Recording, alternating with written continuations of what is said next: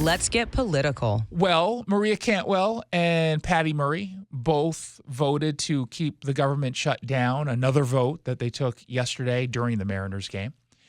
And then, of course, this morning I see Patty Murray all over X, or her 24-year-old legislative aide all over her X account, talking about how Republicans are the ones keeping the government shut down, which is, again, verifiably, objectively false. The Republicans are not the problem. And Democrats are leaning into this language no matter what. It does not matter. Pramila Jayapal, who is currently on vacation in Seattle, is saying the Republicans are on vacation. They're not working for the American people. They're keeping the government closed. Again, it was Pramila Jayapal who voted against keeping the government open. She made the vote, along with all the other Democrats. So Speaker Mike Johnson, who every day is providing these updates, he's doing these press conferences, 7 o'clock our time, and it's at this point he's just playing the hits because there's only so much new you can say when there's nothing new that's going on other than Democrats are being recalcitrant. And that's a word that should be brought into the conversation every day. It's my favorite word. I was going to say you love that word. I love that word more than any other word. I used to like misanthrope a lot, but that one's kind of hard to naturally bring into. I like intransigent too. That's a good one. Yeah, I like that one, but you can use intransigent, and I'm going to stay with recalcitrant. They almost sound like they're related because they sound similar. But he points out Democrats are scared of their own base. And the base, the extremists want the government shut down. Nonpartisan CR, they're going to get hammered. Another insider said in that same story, quote, "We would have enough votes to reopen the government if people were not terrified of getting the guillotine." Okay? They mean it metaphorically, but in a political sense, that's exactly what they're concerned about. And think about the fact that we're just laying out here. These are simple facts. We come out here every morning and remind the American people of what's going on. Do not let them distract you from the facts. The American people would have an open government if Democrats were not terrified of their radical base. That is the headline. Every single one of you should write that. That's the ugly truth. The Democrats are not governing in good faith. They're covering their own tail. They're out here decrying the so-called forthcoming health care crisis, they say.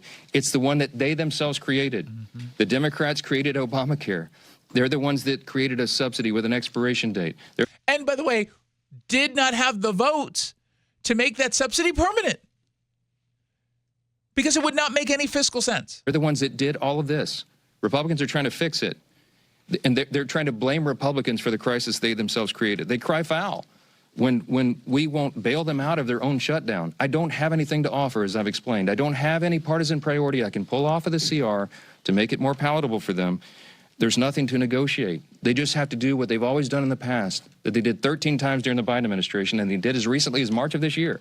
Yeah, well, again, let's not hold our breaths. I do think they were waiting until today, tomorrow, once the health care subsidies are removed from the Obamacare websites that are set up by the states here at Washington, the Healthcare Finder. And then you're going to see prices go up, and they are going to go up. There's no doubt about that. Again, that's because of the design of Obamacare and decisions that were made by Democrats and Republicans in that regard. But they think they're going to be able to pin this on Republicans, the anger over the cost of health insurance coverage under the Affordable Care Act, and that will put enough pressure on Republicans to start to move. And again, I'll note, they likely will get something out of Republicans as far as subsidies for Obamacare are concerned. They likely would have gotten something had they actually continued to negotiate while keeping the government open. They made a choice to close the government.